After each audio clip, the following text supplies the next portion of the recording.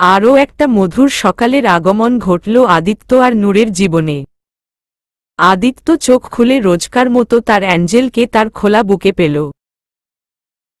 প্রতিদিন সকালের এই মুহূর্তটা আদিত্যের কাছে অনেক স্পেশাল। চোখ খুলে যখন তার বউকে এভাবে তার বুক জমিনে ঘুমিয়ে থাকতে দেখে, তখন রাজ্যের প্রশান্তি এসে আদিত্যের মনপ্রাণ জুড়িয়ে দেয়। নিজেকে তখন দুনিয়ার সবচেয়ে সুখী ব্যক্তি মনে হয়। দুনিয়ার অন্য কোনো কিছুতেই বোধহয় এতটা প্রশান্তি পায় না আদিত্য। আদিত্য আস্তে করে নূরকে বালিশে শুইয়ে দিয়ে গালে হাত বোলাতে লাগল। আবার কপালে চুমু খাচ্ছে। নূরের ঘুমের ডিস্টার্ব হওয়ায় নূর ঘুমের ভেতরেই একটু নড়েচড়ে উঠে ঘুম জড়ানো কণ্ঠে বলল, উম্মম ঘুমুতে দাও না। নূরের এই ঘুমু ঘুমু কণ্ঠটা আদিত্যের কাছে অনেক কিউট লাগে। আদিত্য নূরকে একটু জ্বালানোর জন্য আরও বেশি করে নূরের মুখে গলায় চুমু খেতে লাগল। নূর বিরক্ত হয়ে এবার গায়ের চাদরটা দিয়ে নিজের মাথা ঢেকে ফেলল।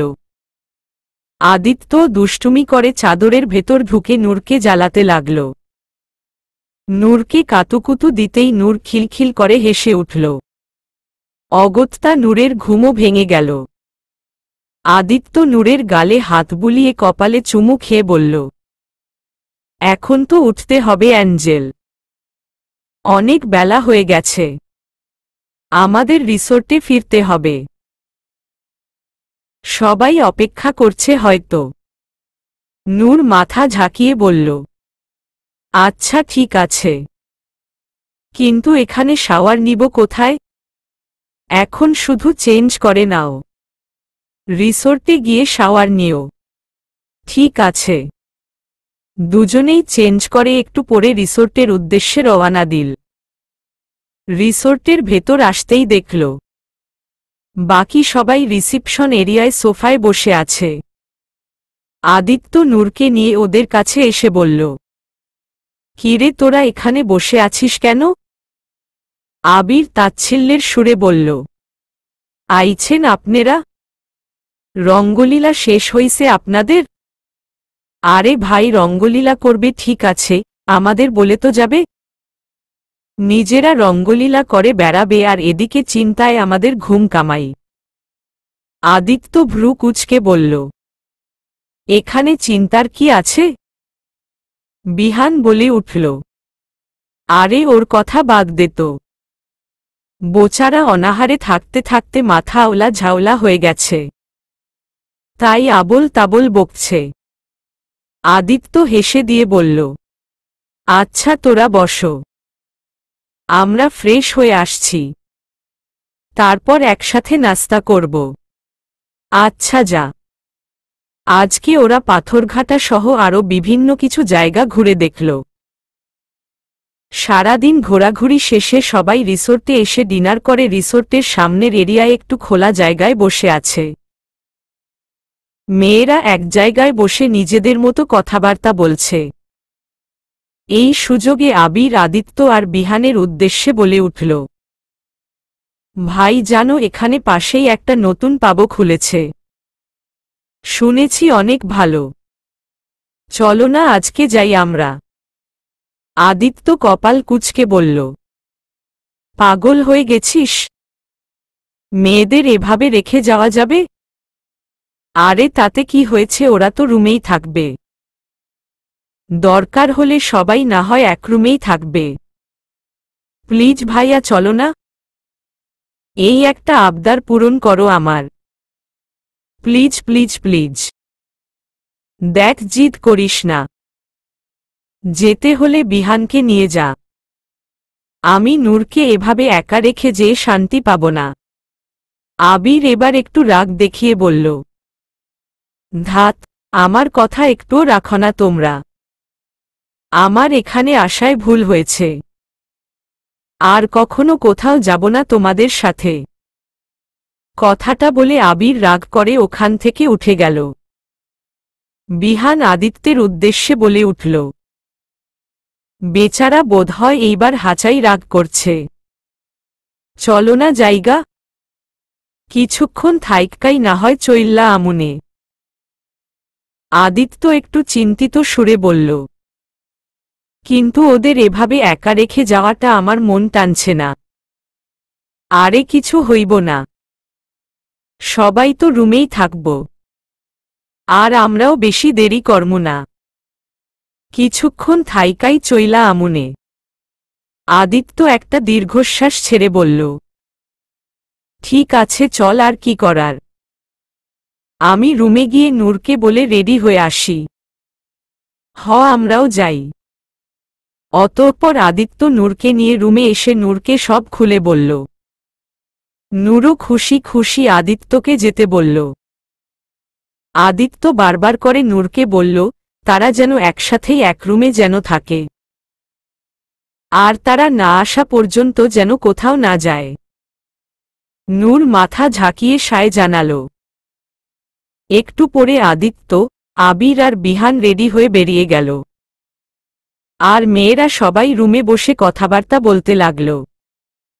আয়াত বলে উঠল, ভাবি ছেলেরা বাইরে গিয়ে আড্ডা দিচ্ছে আর আমরা এখানে রুমে বসে বসে বোর হব কেন? চল আমরাও আড্ডা দেই। শুনেছি এখানে একটু খানি দূরেই নাকি একটা মেলা হচ্ছে। এখানকার স্থানীয় লোকেরা মিলে পর্যটকদের জন্য এই মেলার আয়োজন করেছে। চলো না আমরা ঘুরে আসি, অনেক মজা হবে। নূর বলে উঠল, আরে না না, কি বলো? ওরা কেউ নেই, আমরা মেয়ে মানুষ, এভাবে একা একা বাইরে যাওয়া ঠিক হবে না। এমনিতেও আদিত্য বারবার বলে গেছে আমরা যেন বাইরে কোথাও না যাই। নীলা বলল, আরে কিচ্ছু হবে না আপু, চলো না, ওরা ফিরে আসার আগেই আমরা চলে আসব। চলো না আপু, প্লিজ প্লিজ প্লিজ। নীলা আর আয়াত মিলে নূরকে চেপে ধরল। ওদের চাপে পড়ে অগত্যা নূরকে রাজি হতে হল। নূর বলে উঠল, ওকে ওকে ঠিক আছে, তবে শুধু অল্প সময়ের জন্য, বেশি দেরি করা যাবে না। আদিত্য জানতে পারলে কিন্তু রাগ করবে। আচ্ছা আচ্ছা ঠিক আছে, এখন চলো যাই। অতঃপর ওরা তিনজন রেডি হয়ে বের হল। মেলাটা বিচের কাছাকাছিই হচ্ছে, তাই ওরা হেঁটেই গেল। মেলায় এসে ঘুরে ঘুরে সব দেখতে লাগল। মেলাটা সত্যিই সুন্দর, এখানে হরেক রকম জিনিস পাওয়া যাচ্ছে। আয়াত আর নীলা তো যা পছন্দ হচ্ছে তাই কিনে ফেলছে। কিছুক্ষণ ঘোরাঘুরি পর নূর এবার ফিরে যাওয়ার তাগিদ দিল, না হলে দেরি হয়ে যাবে। নূরের কথায় ওরা রাজি হয়ে একসাথে মেলা থেকে বেরিয়ে এলো। তবে এতক্ষণ ধরে যে দুই জোড়া চোখ ওদের ফলো করছে সে ব্যাপারে ওদের বিন্দুমাত্র ধারণা নেই। সেই দুই জোড়া চোখের মালিক এখনো পেছনে পেছনে ওদের ফলো করছে। তাদের একজন আরেকজনের উদ্দেশ্যে বলে উঠল, ভাই দেইখা মনে হইতাছে অনেক মালদার পার্টি। মাইয়া গুলানরে কিডন্যাপ করবার পারলে বসো অনেক খুশি হইয়া যাইব মগো উপরে। আরেকজন বলে উঠল, হরে মদনা, ঠিকই কইছস, খালি একবার কিডন্যাপ করতে পারলেই হয়, বসের কাছে মোরাই খাস হইয়া যামু। বদনা ভাই, তাইলে মুই যাই কিডন্যাপ করতে? না না, তুই হইলি ছোট মানুষ, তুই পারবি না। আর তাছাড়া তুই তো আগে কখনো কিডন্যাপ করস নাই, তাই তুই থাক, মুই এই কাজ করি। মদনা ন্যাকা কান্না করে বলল, তুমি ব্যাকসময়ী এরাম হর, ব্যাকসময়ী খালি নিজে সব কাজ করে বসের কাছে মহান হইয়া যাও, আর মোরে কিছু করার সুযোগ দাও না। যাও, মুই খেলমু না তোমার লগে। আরে কান্দোস ক্যা? আচ্ছা ঠিক আছে, আইজকা তুই যা, তোরে সুযোগ দিলাম। মদনা খুশি হয়ে বলল, থ্যাঙ্কু ভাই। মদনা একটু সামনে এগিয়ে গিয়ে আবার বদনার কাছে ফিরে এলো। বদনা ভ্রু কুচকে বলল, কি হইল, ফিরা আইলি ক্যা? ভাই এইডা মোর প্রথম কিডন্যাপিং। মোরে আশীর্বাদ দাও, মুই যেন এই কামে সফল হই, মুই যেন তোমার নাম উজ্জ্বল করবার পারি। বদনা গদগদ হয়ে বলল, হ ঠিক আছে, মুই আশীর্বাদ দিলাম। তুই যেন তোর কার্যে বিজয়ী হস, আর মোরে গর্বিত করস। যা যুদ্ধে জয়ী হয়ে ফের। মদনা বদনার আশীর্বাদ নিয়ে আবারও সামনে এগুলো কিডন্যাপিং এর মিশনে। বদনাও ওর পিছে পিছেই আসছে, কিন্তু ওদের কিডন্যাপ কিভাবে করবে সেটাই ভেবে পাচ্ছে না মদনা। প্রথমে ভাবল ওদের মাথায় কিছু দিয়ে আঘাত করে ওদের বেহুশ করবে, তাই ওর ভাবনমতে এদিক ওদিক তাকিয়ে কিছু খুঁজতে লাগল। রাস্তার পাশে একটা লাঠি পড়ে থাকতে দেখে মদনা সেটা হাতে নিল। লাঠি হাতে নিয়ে ধীরে ধীরে নূরদের পেছনে গেল। লাঠি উঠিয়ে ওদের দিকে ভয় তাক করছে। সাহস জুগিয়ে যেই মারতে যাবে, তখনই আয়াতের হাতে থাকা কোল্ড ড্রিঙ্কসের ক্যানটা ফুরিয়ে যাওয়ায় পেছনে দিকে সেটা ছুঁড়ে মারল, আর সেটা এসে সোজা মদনার মাথায় লাগল। মদনা বেচারা নিজের মাথা এলোমেলো পায়ে ঘুরতে লাগল। বদনা তাড়াতাড়ি করে মদনাকে ধরে ফিসফিস করে বলল, এইয়া কি করতাছস তুই? এমনে কেউ কিডন্যাপ করে? আরে মোগো কাছে তো বেহুশ করার আছে, হেইয়া রুমালে মিশাইয়া বেহুশ করন লাগব। বদনা একটা রুমালে বেহুশ করার মেডিসিন মিশিয়ে মদনার হাতে দিয়ে বলল, এই নে, এইডা নিয়া নাকে ধর, এরপর ওরা বেহুশ হইয়া যাইব। মদনা রুমালটা হাতে নিয়ে নিজের মাথার ঘাম মুছতে লাগল। রুমালের মেডিসিনের গন্ধে মদনার মাথা কেমন যেন ঘুরে উঠল। বদনা আবারও ধমক দিয়ে বলল, আরে তোর মুখে ধরছস কেন গাধা? তোরে দিয়া কিচ্ছু হইব না। মদনা আবারও ন্যাকা কান্না করে বলল, তুমি খালি মোর লগে এরামি হর, আমি এইবার বাইকতে গিয়া মারে কইয়া দিমু। তুমি মোরে একটুও ভালোবাসো না, খালি ধমকাও। আচ্ছা ওইছে কান্দন থামা অহন, আর যা তাড়াতাড়ি বেহুশ কইরা আয়। মদনা আবারও এগুলো সামনে। রাস্তায় আপাতত লোকজন তেমন নেই, তাই ওদের সুবিধা হচ্ছে। আয়াতের পায়ে হঠাৎ কি যেন লেগে গেল। আয়াত সেটা ছাড়ানোর জন্য থেমে গিয়ে নিচে ঝুঁকে পায়ে লাগা জিনিসটা ছাড়াতে লাগল। নীলা আর নূর কিছুটা এগিয়ে গেছে। মদনা এই সুযোগে আয়াতের পেছনে গিয়ে পেছনে থেকে রুমাল দিয়ে মুখ চেপে ধরল,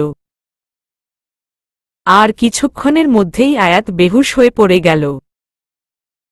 মদনা আর বদনা গিয়ে এবার নূর আর নীলাকেও একইভাবে বেহুশ করে ফেলল। মদনা ওদের বেহুশ করে খুশিতে লাফিয়ে উঠে বলল, ওরে মোর খোদা, মুই মোর জীবনের প্রেততম কিডন্যাপিংয়ে সফল হইছি। মোর যে কি খুশি লাগতাছে। বদনা বলে উঠল, ও মনু চিল্লাও ক্যা? কেউ আইয়া পড়ব, জলদি হর। তারপর একটা গাড়িতে করে ওদের উঠিয়ে নিয়ে গেল। ঘণ্টাখানিক পর আদিত্যরা রিসোর্টে ফিরল। আদিত্যের রুমে সবার থাকার কথা, তাই সবাই আদিত্যের রুমে প্রথমে আসল। দরজায় এসে নক করল আদিত্য, তবে ভেতর থেকে কোনো সারা শব্দ এলো না।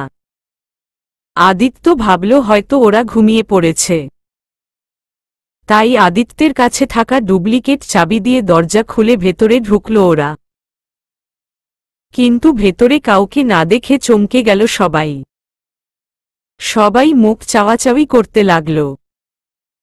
আদিত্য ভ্রু কুঁচকে বলল, সবাই গেল কোথায়? বিহান বলে উঠল, কি জানি, চল আমাদের রুমগুলো চেক করি, হয়তো অন্য রুমে গেছে। সবাই তাড়াতাড়ি বেরিয়ে গিয়ে বিহান, আবির আর নীলার রুম চেক করল, কিন্তু কোথাও কাউকে পেল না ওরা।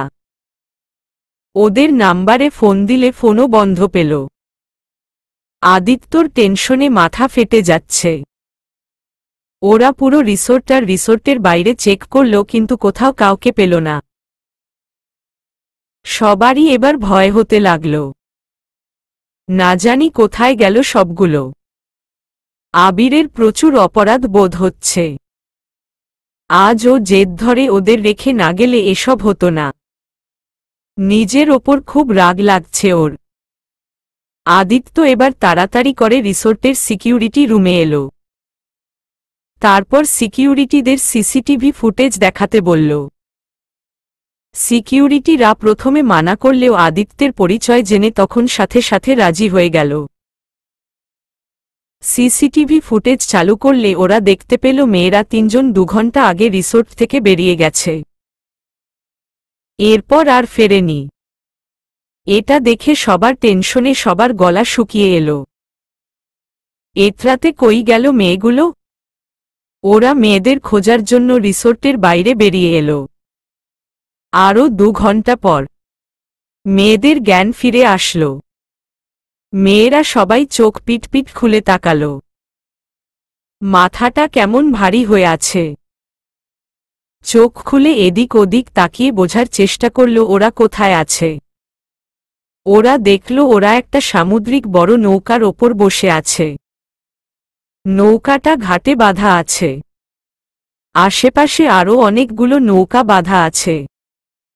ওরা এবার নিজেদের দিকে তাকিয়ে দেখল ওদের 3 জনকে 3টা চেয়ারে একসাথে বেঁধে রেখেছে।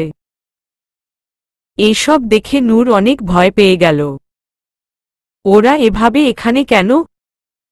তার মানে কেউ ওদের কিডন্যাপ করে এনেছে? কথাটা ভাবতেই ওর গলা শুকিয়ে এলো।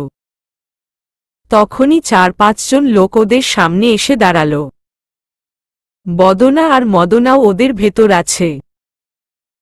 মদনা ওদের দেখে আবালের মতো হেসে বলে উঠল, আরে আফারা, আফনেগো জ্ঞান ফিরা আইছে। যাক, ভালোই হইল, এই লন মিষ্টি খান। কথাটা বলে মদনা ওর হাতে থাকা মিষ্টির প্যাকেট থেকে একটা মিষ্টি আয়াতের মুখের সামনে ধরল। আয়াত মাথাটা পেছনের দিকে সরিয়ে নিয়ে ভ্রু কুঁচকে বলল, কে আপনি? আর কিসের মিষ্টি এটা? মদনা বোকার মতো দাঁত বের করে বলল, আরে আফা, মুই আজ প্রেতম কিডন্যাপিং এর বউনি করলাম, তাই হেই খুশিতে মিষ্টি বিতরণ করতাছি। আর আপনেগো হাতেই তো মোর বউনি হইল, তাই পয়লা মিষ্টি আফনেরাই খান। কি, তার মানে আমাদের এখানে কিডন্যাপ করে আনা হয়েছে? তা নয়তো কি? নীলা হঠাৎ উচ্চস্বরে চিল্লানি দিয়ে উঠল। নীলার চিল্লানিতে সব গুন্ডাগুলোর আত্মা বেরিয়ে আসার উপক্রম। বেচারা মদনা বুকে হাত দিয়ে বলল, ও মোর খোদা, বাঁচাও মোরে।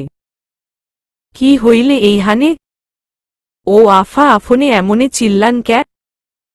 মোর মাছুম পরান্ডা তো অহনি বাড়াইয়া যাইত। হেইলে মোর বড় গুন্ডা হওয়ার স্বপ্ন কেমনে পূরণ হইত?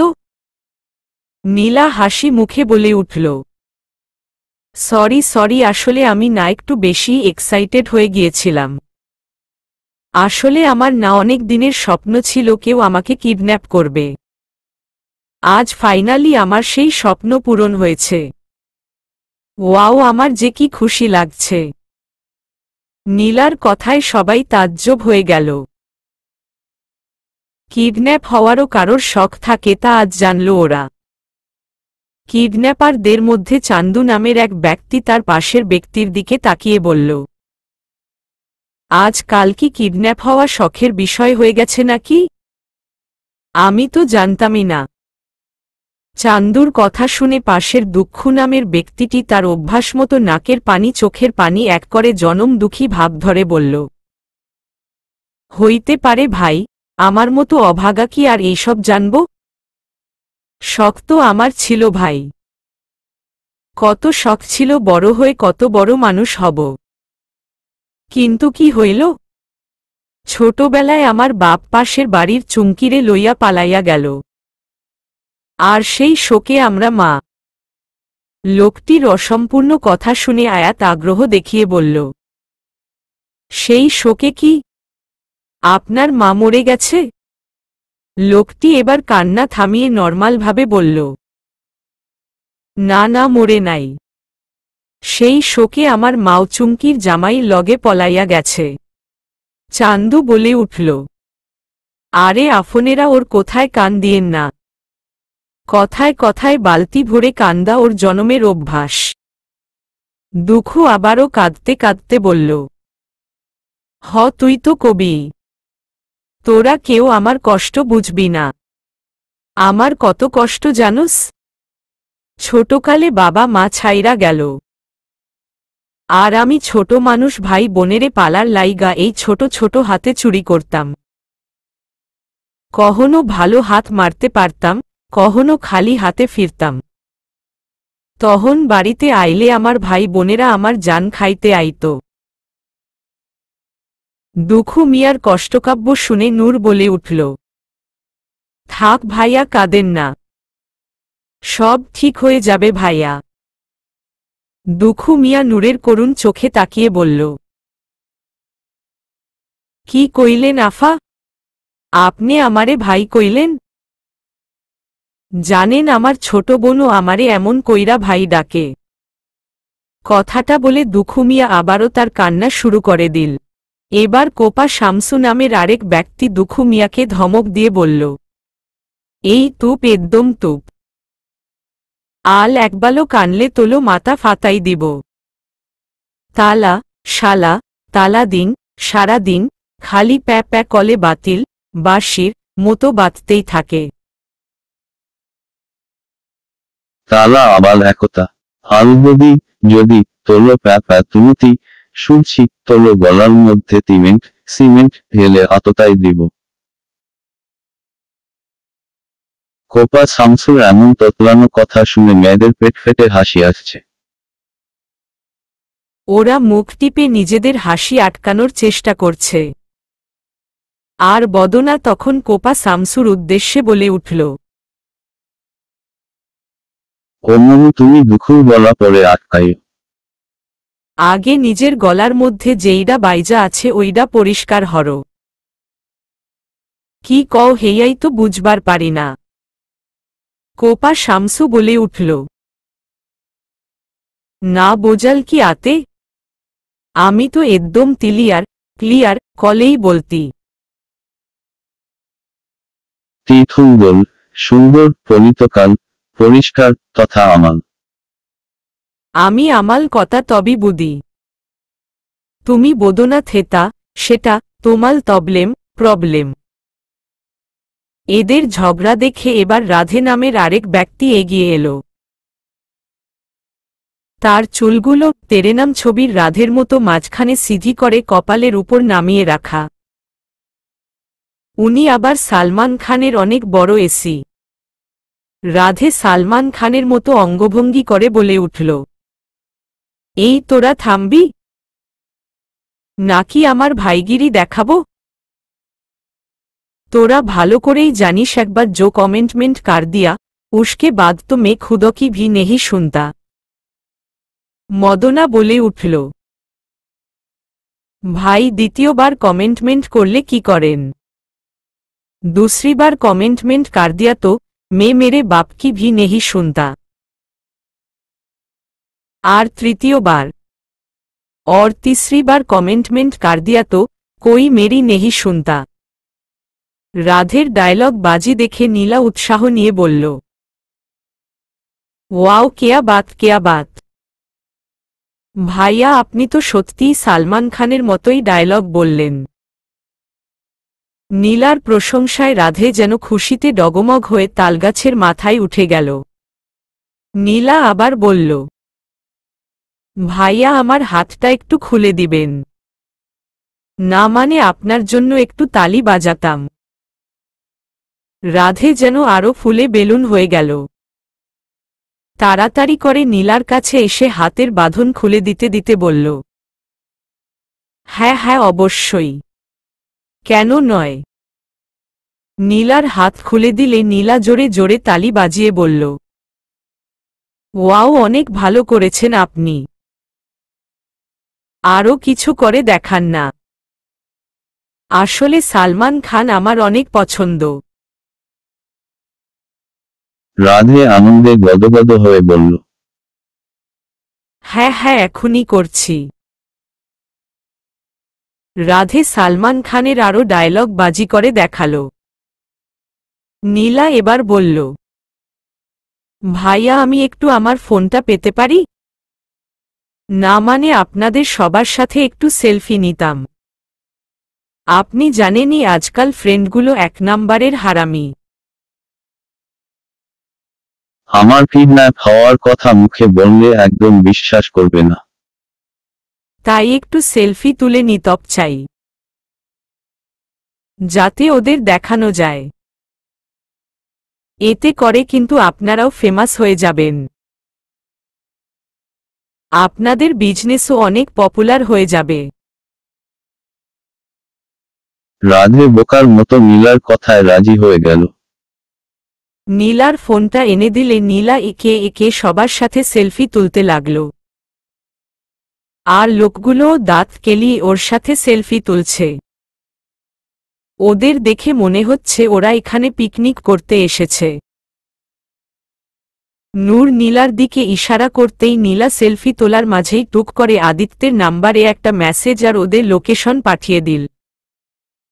আদিত্যের এদিকে পাগল প্রায় অবস্থা। ওর অ্যাঞ্জেলটাকে কোথাও খুঁজে পাচ্ছে না। টেনশনে হাত পা জমে যাচ্ছে ওর। তখনই ওর ফোনে নীলার দেওয়া মেসেজ আসলো। মেসেজটা দেখে ওরা তিনজন দ্রুত সেই লোকেশনে গেল। আর নূরেরা এদিকে সবার সাথে খাতির জমিয়ে নিয়েছে। যেন হারিয়ে যাওয়া ভাইবোনের মিলন হয়েছে। নূর ওদের দিকে তাকিয়ে বলল, ভাইয়া আমর তো এখন আপনাদের বোন হয়ে গেছি তাই না? তাহলে আমাদের ছেড়ে দিন না। আপনাদের দুলাভাইরা চিন্তা করছে। বদনা বলে উঠল, মাফ করো বইন, এই কাম করতে পারবো না। আমাগো বশো অনেক ভয়ঙ্কর। তোমাগো ছাইরা দিলে আমাগো জানে মাইরা ফালাইব। সে খুবই ভয়ঙ্কর। বদনার কথায় নূর ভয়ে শুকনো ঢোক গিলল। না জানি এদের বশ সত্যিই কত ভয়ঙ্কর। তখনই মদনা বলে উঠল, ভাই ভাই ওই দেহ বশ আইতাছে। মদনার কথা মতো নূরেরা মাথা তুলে এদিক ওদিক তাকাচ্ছে বসকে দেখার জন্য। কিন্তু কোথাও দেখতে পেল না ওরা। নূর মদনার দিকে তাকিয়ে বলল, কোথায় আপনার বশ? দেখি না তো। এই আমি এখানে। নিচের দিকে তাকান। বসের কণ্ঠ শুনে নূরেরা নিচের দিকে তাকিয়ে দেখল 3 ফুট লম্বা একজন লোক দাঁড়িয়ে আছে। নূর অবিশ্বাস্য কণ্ঠে বলল, আপনিই ওদের বশ? হ্যাঁ আমি ওদের বশ। আমি হলাম দ্য ভয়ঙ্কর ছোটকা ডন। এবার আর নিজেদের হাসি আটকাতে পারল না ওরা। তিনজনই অট্টহাসিতে ফেটে পড়ল। হাসতে হাসতে একজনের ওপর আরেকজন গড়িয়ে পড়ছে ওরা। Like seriously? এটা আবার ডন? বেচারা ডন ভ্যাবাচেকা খেয়ে গেল। নিজের দাপট প্রমাণ করার জন্য আরও রাগী ভাব দেখিয়ে বলল, এই তোমারা হাসছ কেন? আমি কিন্তু সত্যিই অনেক ভয়ঙ্কর। এই দেখ আমার কাছে গানও আছে। কথাটা বলে বশ তার মতোই একটা পিচ্চি ডুপ্লিকেট গান বের করল।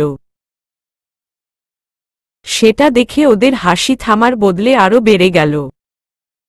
হাসতে হাসতে দম বন্ধ হয়ে যাওয়ার উপক্রম। নীলা হাসতে হাসতে বলতে লাগল, বাস বাস আর বলেন না। মরে গেলাম হাসতে হাসতে। ডন বেচারা নিজের দাপট প্রমাণ করার আরও কিছু চেষ্টা করতে লাগল। তবে যত চেষ্টা করছে ওদের হাসি ততই বেড়ে যাচ্ছে। এবার বেচারা ডন কেঁদেই ফেলল। হাত পা ছড়িয়ে বাচ্চাদের মতো কাঁদতে কাঁদতে বলল, এমন করো কে? একটু ভয় পাও না আমারে? এক চিমটি তো ভয় পাও।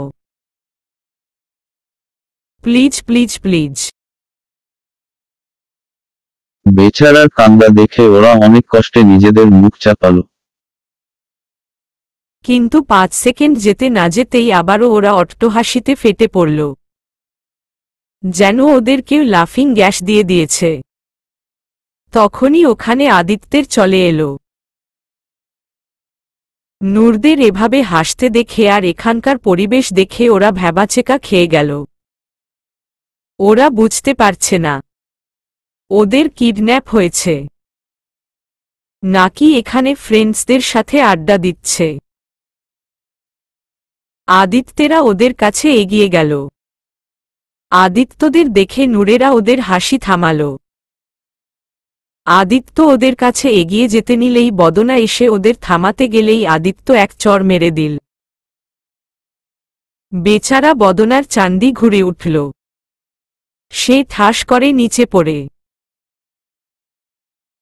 বদনার অবস্থা দেখে বাকিদের ভয় মুতে দেওয়ার দফা। আদিত্য দ্রুত গিয়ে নূরের বাঁধন খুলে দিয়ে 2 হাতে মুখটা ধরে বলল, ঠিক আছো তুমি? হ্যাঁ হ্যাঁ, আমি একদম ঠিক আছি। আবির আর বিহান এসে আয়াত আর নীলার বাঁধন খুলে দিল। আদিত্য ওই লোকগুলোদের দিকে রাগী চোখে তাকিয়ে তেড়ে যেতে লাগল। বেচারারা তো আগেই ভয় জর্জর হয়ে আছে। নূর আদিত্যের হাত ধরে ওকে আটকে দিয়ে বলল, থাক, ওদের মেরো না। ওরা এতটা খারাপ না, একটু বুদ্ধি কম। আদিত্য ভ্রু কুঁচকে নূরের দিকে তাকাল। কিডন্যাপারের জন্য এত দরদ দেখে একটু অবাক হচ্ছে ও। যাই হোক, শেষমেশ আর মারল না। ওরাও আদিত্যদের কাছে মাপ চেয়ে তওবা করল। আর কখনো এমন কাজ করবে। তারপর আদিত্যেরা ওদের নিয়ে চলে গেল। রিসোর্টে ফিরে এসে সবাই যার যার রুমে চলে গেল। আদিত্য আর নূরও ওদের রুমে ঢুকল। তবে নূর খেয়াল করল আদিত্য ওর দিকে তাকাচ্ছেও না, কথাও বলছে না। আদিত্যের কঠিন হয়ে থাকা মুখমণ্ডল দেখে নূর বুঝতে পারছে আদিত্য প্রচুর রেগে আছে।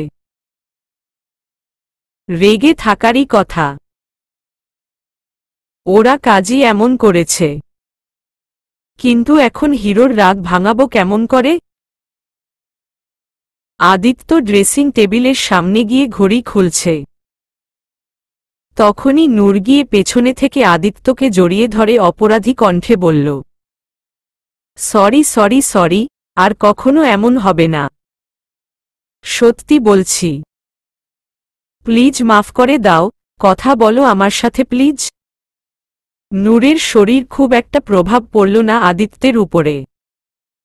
আদিত্য নূরের হাত ছাড়িয়ে চলে যেতে নিলেই নূর আদিত্যের হাত ধরে আবারও বলে উঠল, সরি তো, প্লিজ মাফ করে দাও না।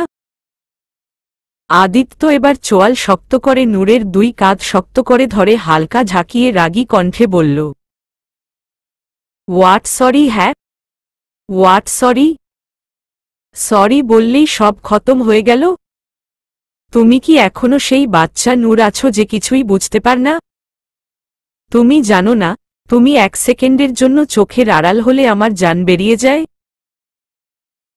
তুমি জানো তোমাকে না দেখে কি অবস্থা হয়েছিল আমার? এই 3টা ঘন্টা দমবন্ধকর ছিল আমার জন্য। আজ ওই লোকগুলো যদি সত্যিকারের খারাপ লোক হতো, তাহলে কি হতে পারত তোমাদের সাথে ধারণা আছে তোমার?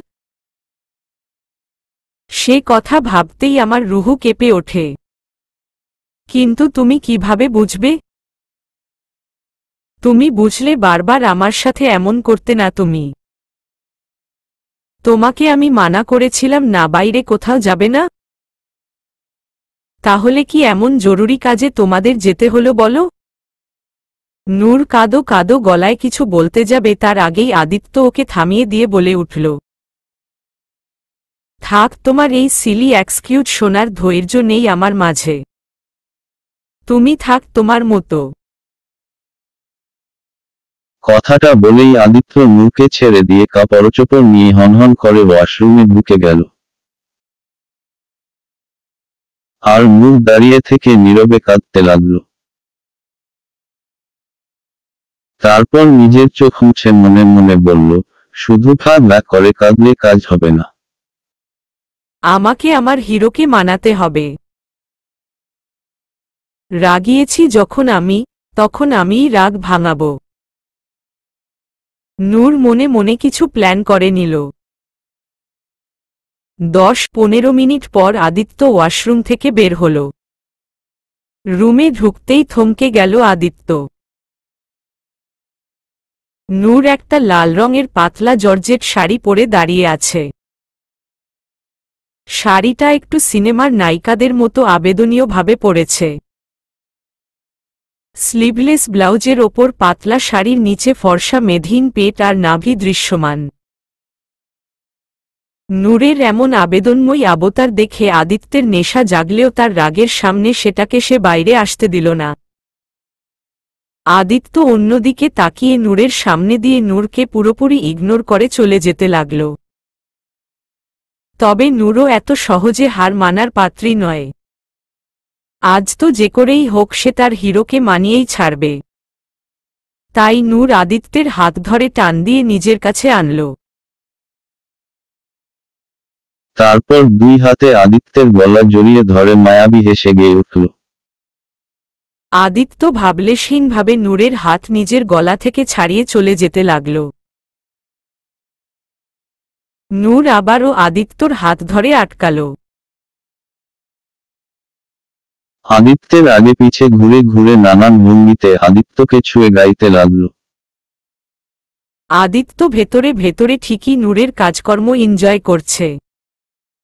তবে উপরে উপরে রাগ দেখিয়ে আবারও চলে যেতে লাগল। নূর এবার আদিত্যকে ধাক্কা দিয়ে সোফায় বসিয়ে দিল। তারপর নিজে ওর কোলে বসে হাতের 2 আঙুল দিয়ে আদিত্যের বুকের ওপর হাঁটার মতো করে কিছুটা আবেদনময়ী ভঙ্গিতে গেয়ে উঠল। আদিত্য আর মিথ্যে রাগ দেখাতে পারল না। এবার নিজেও মুচকি হেসে নূরকে কোলে নিয়ে উঠে দাঁড়িয়ে ঘুরে ঘুরে গেয়ে উঠল।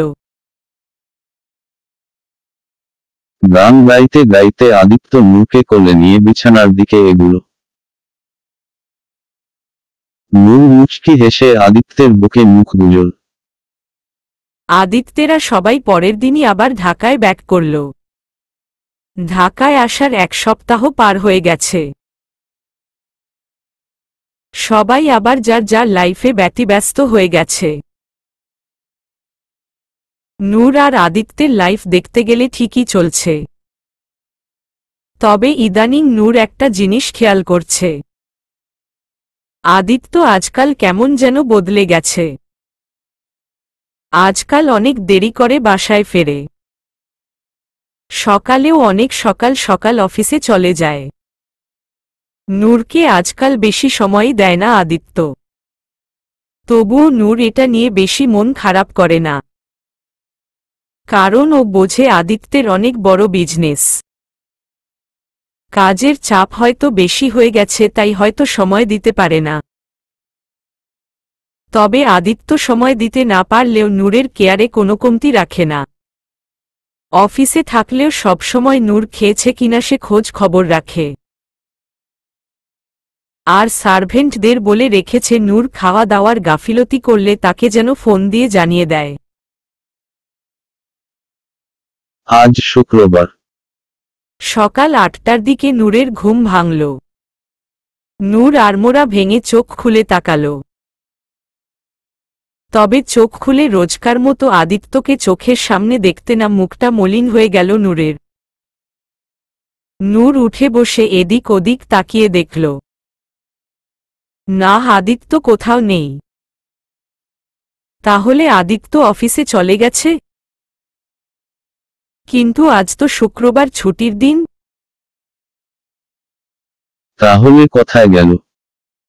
নূর মলিন মুখে পাশে তাকাতেই ছোট টেবিলের ওপর পেপার ওয়েটের নিচে একটা ছোট্ট চিরকুট দেখতে পেল। নূর চিরকুটটা হাতে নিয়ে দেখল আদিত্যর লেখা চিরকুট।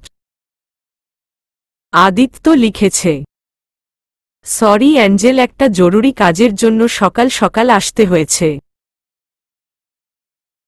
তাই তোমাকে ডাকিনি।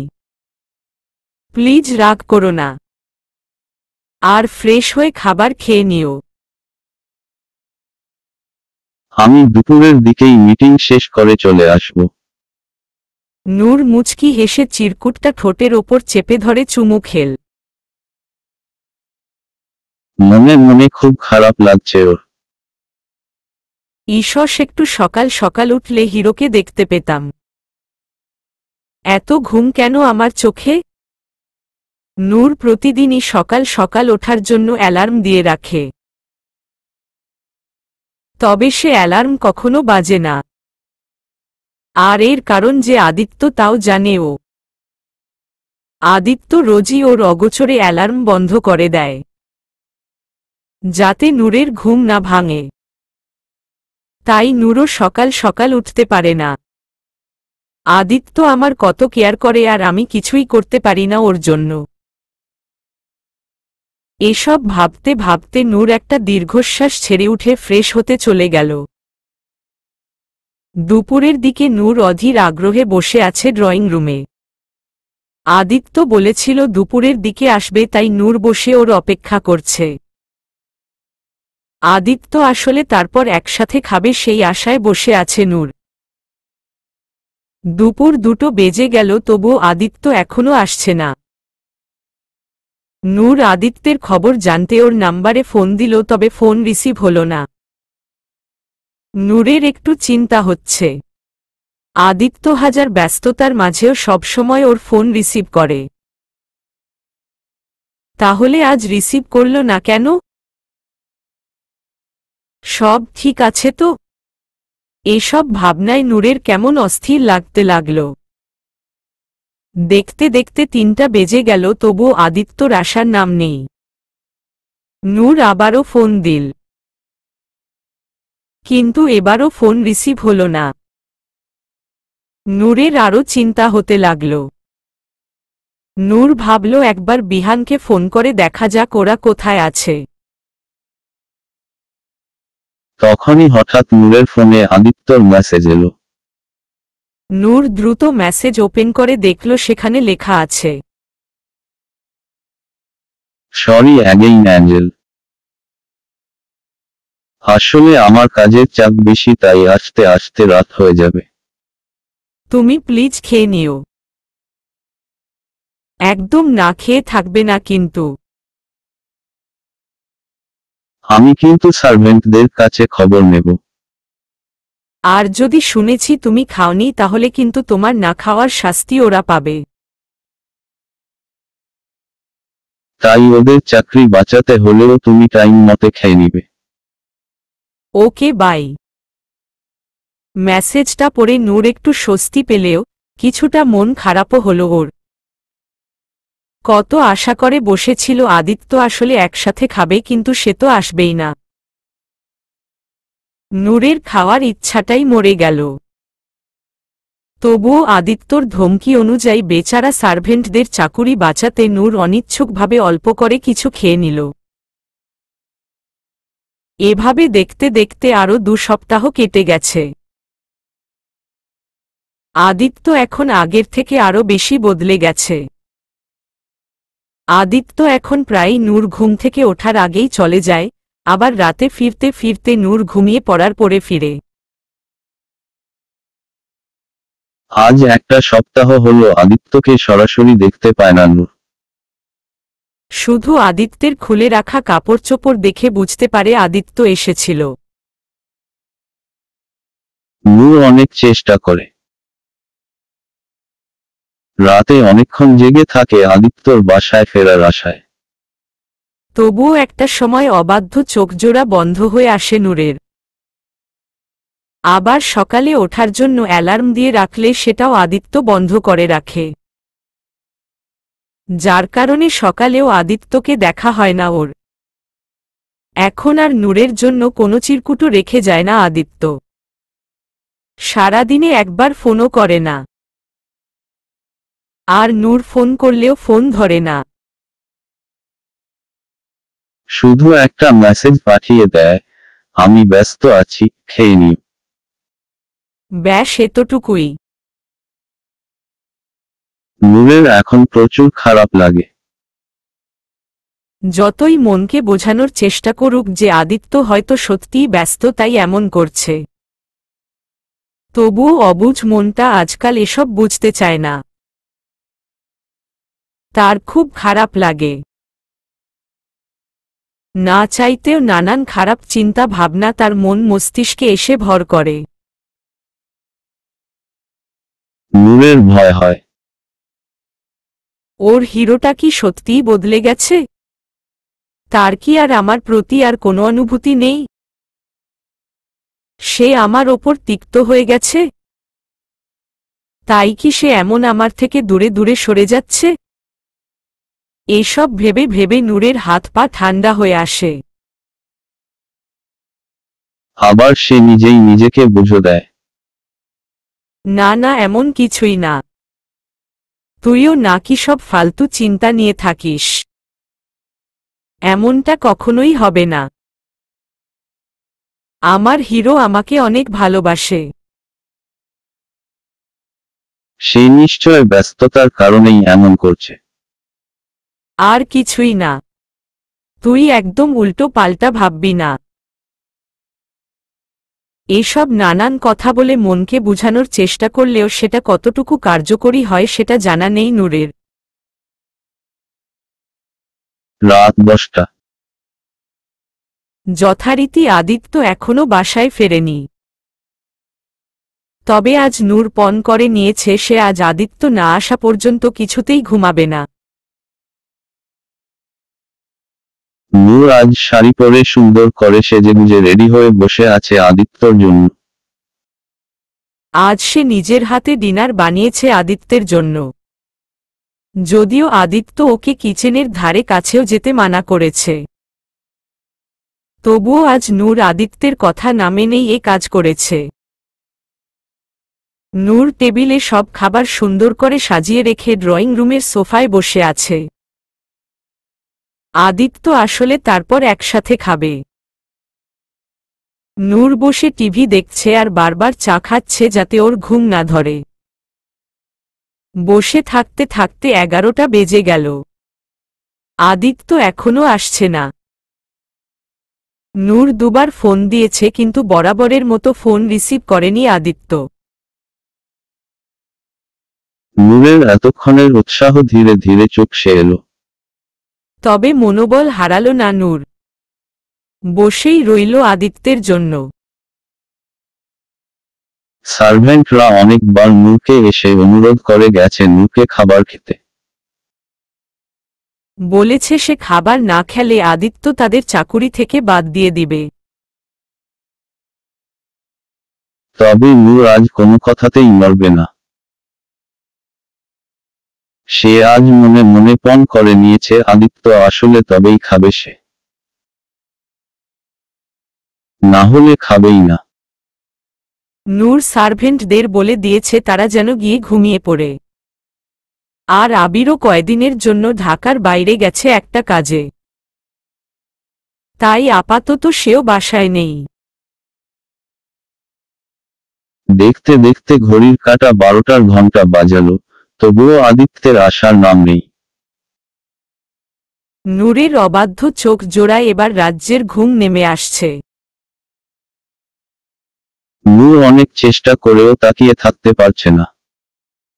নূর না পেরে উঠে গিয়ে চোখে পানির ঝাপসা দিয়ে এলো। তবে 20 মিনিট যেতে না যেতেই নূরের চোখ আবারও ভারী হয়ে এলো। নূর কিছুতেই চোখ খুলে রাখতে পারছে না। তাহলে কি আজও সে তার হিরেকে দেখতে পাবে না? ভাবতেই নূরের ঘুম জড়ানো লাল চোখ জোড়া ভিজে উঠল। আর পারল না নূর। নিজের সাথে যুদ্ধ করে শেষমেশ ঘুমের কাছে হার মেনে সোফার ওপরই কাত হয়ে ঢলে পড়ল। চোখ বন্ধ করতেই নূরের চোখের পানিটুকু গাল বেয়ে গড়িয়ে পড়ল। রাত 1টার পরে আদিত্য বাসায় ফিরল। সারাদিনের কাজের ধকল আর ক্লান্তিতে নাজেহাল অবস্থা। ভেতরে ঢুকে ড্রয়িং রুমে নূরকে এভাবে সোফার ওপর শুয়ে থাকতে দেখে আদিত্য একটু চমকে গেল। আদিত্য টেবিলের দিকে তাকিয়ে দেখল টেবিলে খাবার সাজানো। আদিত্য যা বোঝার বুঝে গেল। আদিত্য দ্রুত পায়ে নূরের কাছে গিয়ে নূরের মুখের সামনে ফ্লোরে হাঁটু গেড়ে বসল। নূরের চোখের পানির দাগ এখনো আছে। আদিত্যের বুকের ভেতর ধুক করে উঠল। আদিত্য নূরের গালে হাত বুলিয়ে মনে মনে ভাবল, আমি কি আমার অ্যাঞ্জেলটাকে অনেক বেশি কষ্ট দিয়ে ফেলেছি? সারপ্রাইজ দিতে চাওয়ার চক্করে আমার অ্যাঞ্জেলটাকে আঘাত করে ফেললাম না তো? আদিত্য নূরের কপালে চুমু খেয়ে মনে মনে বলল, আজই শেষ শোনা। আর এমন হবে না। আমি আমার অ্যাঞ্জেলটাকে আর কাঁদতে দিব না। তারপর আদিত্য নূরকে কোলে তুলে নিয়ে সিঁড়ি বেয়ে উপরে উঠে গেল। বেশি রাত হওয়ায় আদিত্য আর নূরকে খাওয়ার জন্য উঠাল না। না হলে আবার মাথা ব্যথা করবে ওর। সকাল 8:30টার দিকে নূরের ঘুম ভাঙল। নূর চোখ খুলে তাকিয়ে আজও আদিত্যকে পেল না। নূর মলিন মুখে ধীরে ধীরে উঠে বসল। ভীষণ কান্না পাচ্ছে ওর। আর নিজের ওপর চরম রাগও লাগছে ওর। মরার যত ঘুম আমার চোখেই কেন আসে?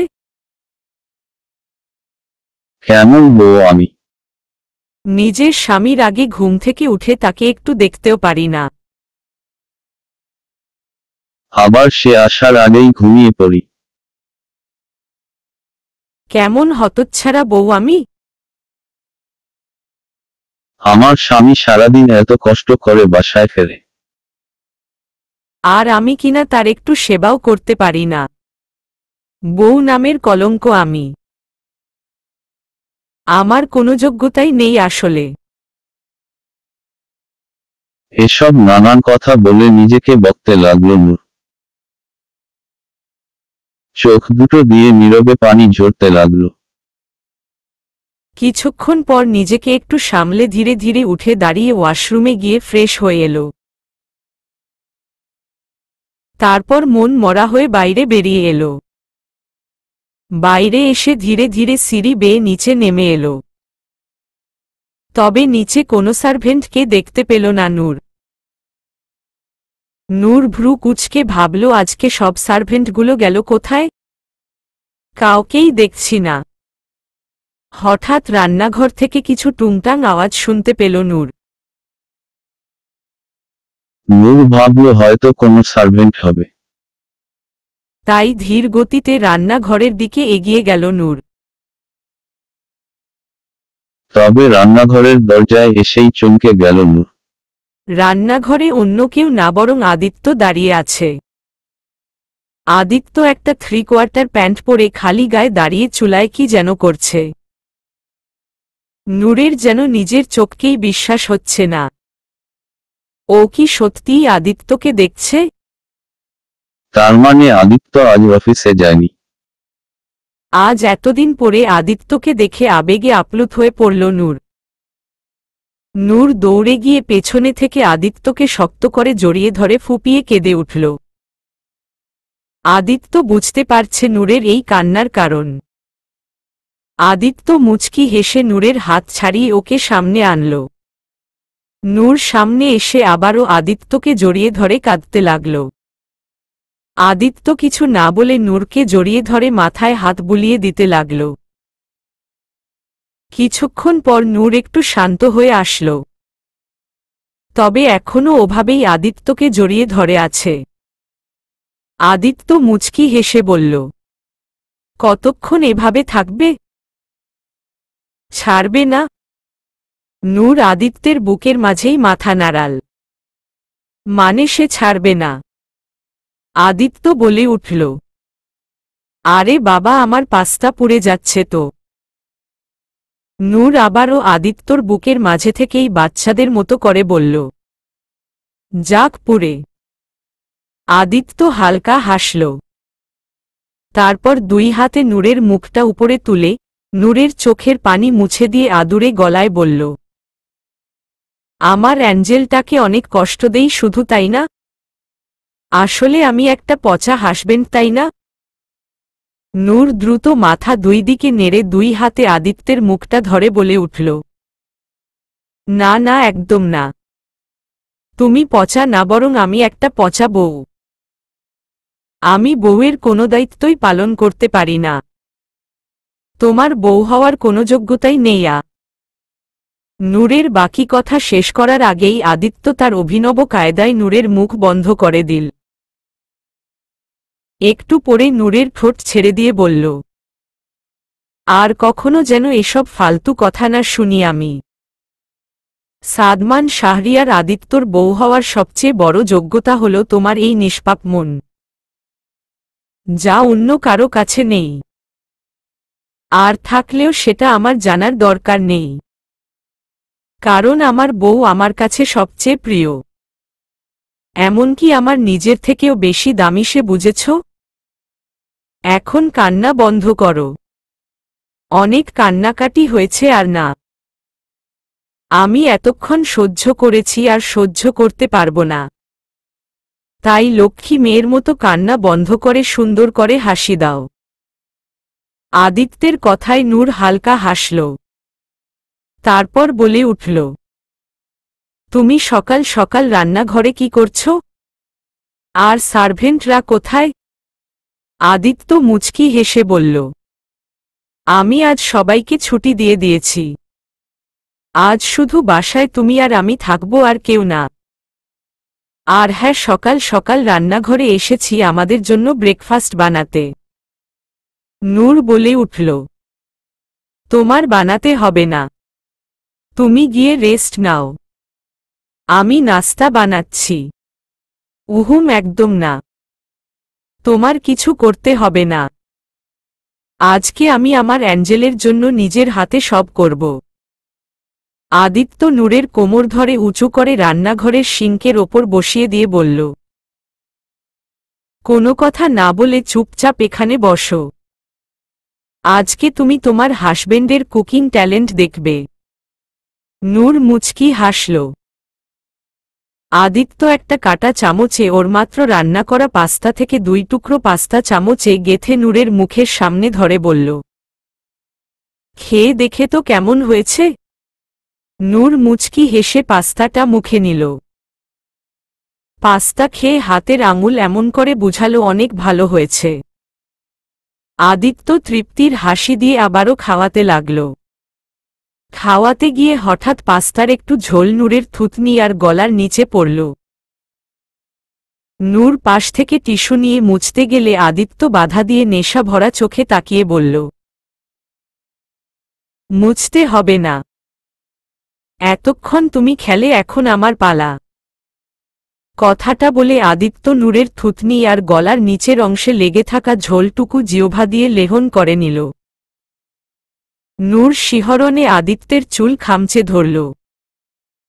আদিত্য নূরের গলায় চুমু খেতে খেতে কানের কাছে এসে লো ভয়েসে বলল, মনে হচ্ছে এটুকুতে ক্ষুধা মিটবে না, খিদে আরও বেড়ে যাচ্ছে।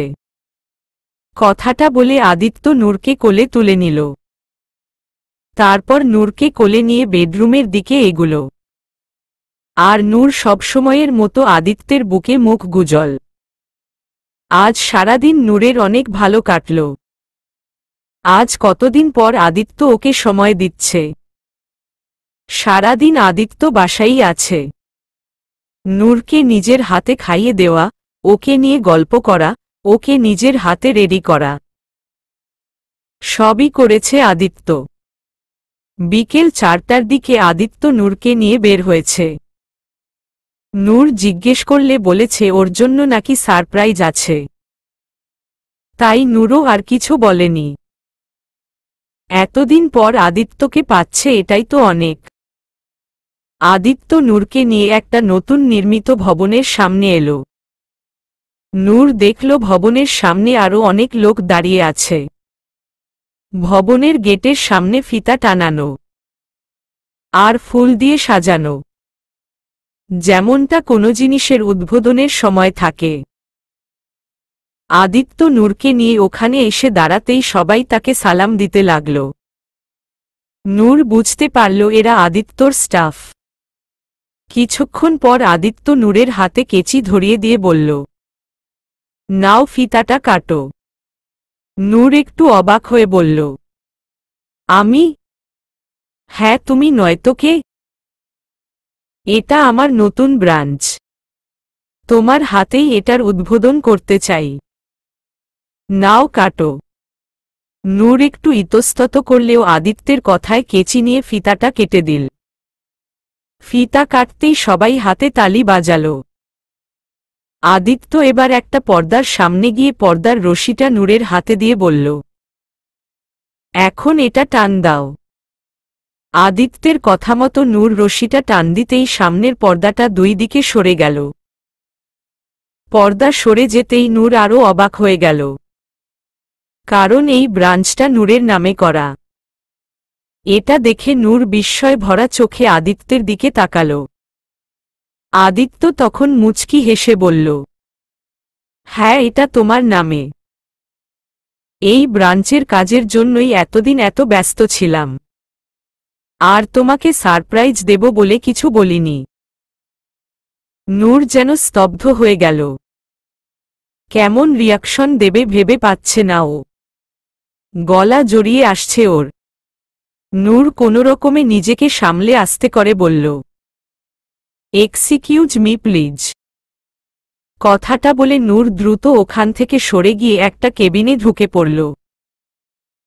কেবিনে ঢুকে মুখে হাত চেপে ধরে কেঁদে উঠল নূর। আদিত্য দ্রুত নূরের পিছে ছুটল। কেবিনে ঢুকে নূরকে এভাবে কাঁদতে দেখে আদিত্যর বুকের ভেতর মোচড় দিয়ে উঠল। আদিত্য নূরকে পেছনে থেকে শক্ত করে জড়িয়ে ধরে অপরাধী কণ্ঠে বলল, সরি সরি সোনা, অনেকগুলো সরি। আমি জানি এই কয়দিনে তোমাকে অনেক কষ্ট দিয়ে ফেলেছি। আমি সত্যিই বলছি, আমি ইচ্ছে করে এমনটা করিনি। তোমার থেকে দূরে থাকা আমার জন্য সুখকর ছিল না। আমারও অনেক কষ্ট হয়েছে, কিন্তু কোনো উপায় ছিল না। অফিসের কাজ শেষ করে আবার এখানে আসতে হতো। এখানকার কাজের চাপ বেশি, তাই বাসায় যেতে যেতে দেরি হয়ে যেত। ব্যস্ততার কারণে তোমাকে ফোন করারও সময় পেতাম না। আর তুমি ফোন করলে আমি ইচ্ছে করেই ধরতাম না, কারণ তোমার মলিন কণ্ঠ শুনে আমি সহ্য করতে পারতাম না। তখন আমি ফুরবল হয়ে পড়তাম, তোমাকে সারপ্রাইজ দিতে পারতাম না। নূর এবার আদিত্যের দিকে ঘুরে আদিত্যকে জড়িয়ে ধরে কাঁদো কাঁদো গলায় বলল, চাই না আমার কোনো সারপ্রাইজ। আর কখনো আমার সাথে এমন করবে না। জানো এই কয়দিনে কি অবস্থা হয়েছে আমার? মাথায় কত খারাপ খারাপ খেয়াল এসেছে। খবরদার আর কখনো এমন সারপ্রাইজ দিবে না আমাকে। আমার কিচ্ছু চাই না, আমার শুধু তোমাকে চাই। সব সময় তোমাকে আমার পাশে চাই, আর কিছু না। ওকে ওকে, আই প্রমিজ আর কখনো এমন হবে না। এবার কান্না বন্ধ করো প্লিজ। নূর কিছুক্ষণ পরে একটু শান্ত হয়ে গেল। আদিত্য নূরের কপালে চুমু খেয়ে ওর হাত ধরে আবারও বেরিয়ে এলো। চলবে।